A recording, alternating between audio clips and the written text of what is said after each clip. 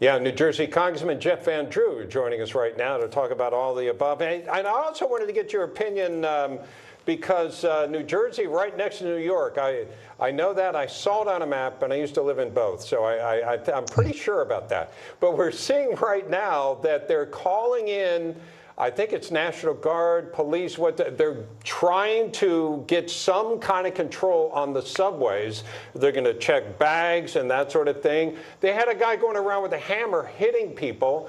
So, Congressman, give me your feel for the direction all of this is going. Oh, it's going in the wrong direction. Let's understand something. This is a double hit.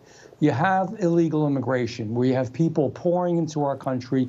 Even the FBI director said they don't know who they all are. They don't know what they're doing, and it's absolutely an increased risk. You know, I just got out of a Judiciary Committee hearing where the left was trying to claim the other side that everything was great, and then, in fact, crime was actually lower than it used to be. I guess they were attributing that to open borders. It's insane. So we have open borders. On top of open borders, we have left-wing prosecutors, left-wing attorneys general in many states throughout our country. New York is a good example. So we're changing felonies to misdemeanors. We're allowing people who've committed crimes out over and over again. And this isn't a Jeff Van Drew talking point. It's not something I'm just saying. It is fact, and it's happening. So when you let bad people out, and you have open borders, you have a lethal combination. That's what we're going through right now. This isn't complicated. Enforce the rule of law.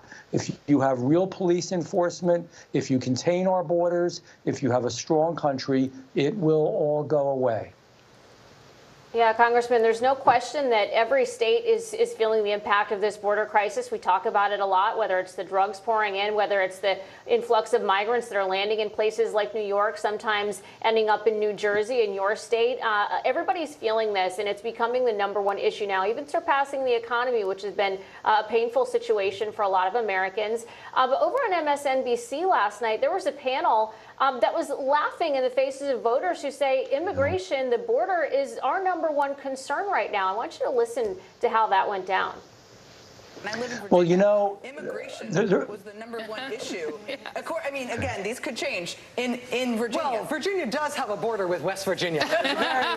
Very contested area. Build a wall. Like, what? I mean, when I was in New Hampshire, people were talking about the northern border as a threat, because Trump has indoctrinated people with this fear of people who do not look like them being a threat to them. Congressman, this seems very reflective of how Democrats seem to feel about the border. You know, Joe Biden has not mentioned Laken Riley. He went to the border the same day Trump did, but very different visits. What do you make of the reaction by Democrats right now, trying to blame you and your colleagues for supposedly doing nothing to address the crisis they created? It's awful. And, you know, it's just so awful that they would be laughing in the face of Americans who are suffering through it. Hardworking Americans are going to have to pay for this in generations to come. Americans are paying for it by the increase in crime. You know, I'd like them to be laughing in front of Laken Riley's family, or the trooper that was just killed in Washington as an illegal crashed into his vehicle. By the way, both of these cases were cases where they had committed other crimes before. I'd like to see them speak to the families in New York City where their children are being pushed out of schools because there's nowhere to house them. And we're giving them debit cards, prepaid. We're feeding them. We're giving them expenses for traveling. We're taking care of their lodging. We're giving them legal help to fight our own country. And it's the average American, the people that we're speaking to right now, that are listening and watching this, that know it's wrong. They're breaking their back trying to make a living in the United States of America, take care of their kids and their families. They're trying to do things the right way, the legal way.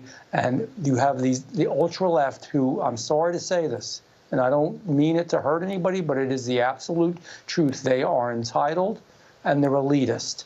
They're not on the ground. I wish they'd walk the streets and talk to the people. Yeah, and you know, they were specifically the beginning of that conversation making fun of people in Virginia. Well, I live in Virginia and I voted and I'm concerned about immigration and it's not on the border. Now, I've also lived in Texas close enough to the border. But the point, you made it early on, Congressman.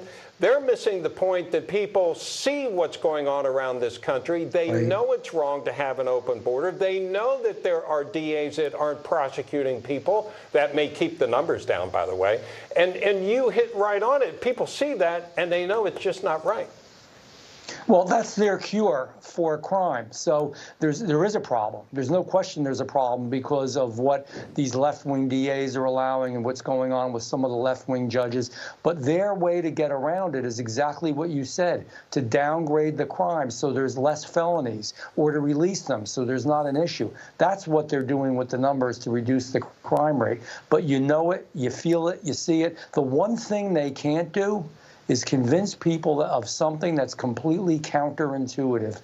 People know it when they're going to work. They know it when they're on the subway. They know it when they're traveling back and forth to go shopping. They can see what's happening. You know, I was in a store just the other day, and I like to go in there every once in a while, talk to real people.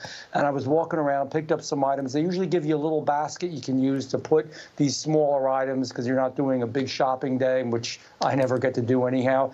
And I said, gee, where are those baskets? I spoke to the woman at the store who told me they don't have them anymore because they were all stolen, because the people who come into the store just steal whatever they want and they walk out with it and they use those baskets. And this is an area you'd never expect it. It's unbelievable, is right. Congressman, always a pleasure to see you, sir. We really appreciate you taking time to be with us today. Congressman Jeff Van Drew, thank you. Thank you. All right, folks.